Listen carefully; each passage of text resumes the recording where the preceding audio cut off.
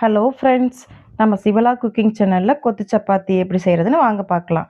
தவா வச்சுட்டு எண்ணெய் ஊற்றிக்கோங்க. எண்ணெய் காஞ்சதுக்கப்புறமா பொடி பொடியாக கட் பண்ணி வச்சுருக்கிற வெங்காயம், பச்சை மிளகாய் போட்டு நல்லா வதக்கிக்குங்க. இப்போ நல்லா வதங்கிருச்சு. கொஞ்சம் கருவேப்பிலை போட்டுக்கலாம்.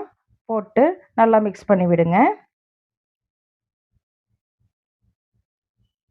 மிக்ஸ் ஆனதுக்கப்புறமா தக்காளி ஆட் பண்ணிக்கலாம்.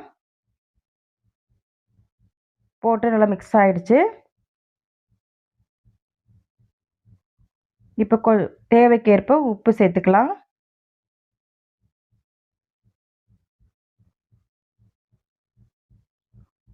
ஒன்றரை ஸ்பூன் மிளகாய் தூள் ஆட் பண்ணிக்கலாம். இப்போ நான் ஏற்கனவே சப்பாத்தி பொடி பொடியாக கட் பண்ணி வச்சுருக்கேன். போட்டு நல்லா கலரி விட்டுக்கோங்க. வெங்காயம் தக்காளி எல்லாம் சப்பாத்தி எல்லாமே நல்லா மிக்ஸ் ஆகணும். முட்டை உடைச்சு ஊற்றிக்கலாம்.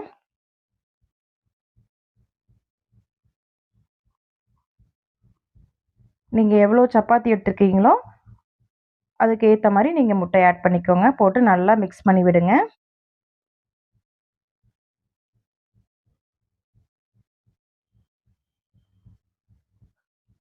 தோசை கரண்டியில் கொஞ்சம் கொத்தி விட்டுக்கோங்க.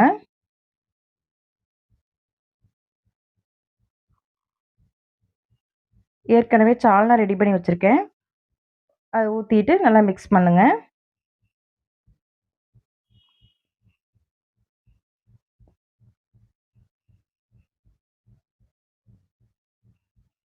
மிக்ஸ் ஆகிடுச்சு.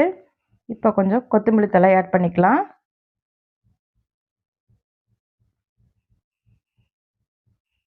கொஞ்சம் பத்தாத மாதிரி இருந்துச்சுன்னா மறுபடியும் நீங்கள் கொஞ்சம் சால்னா ஆட் பண்ணிக்கோங்க.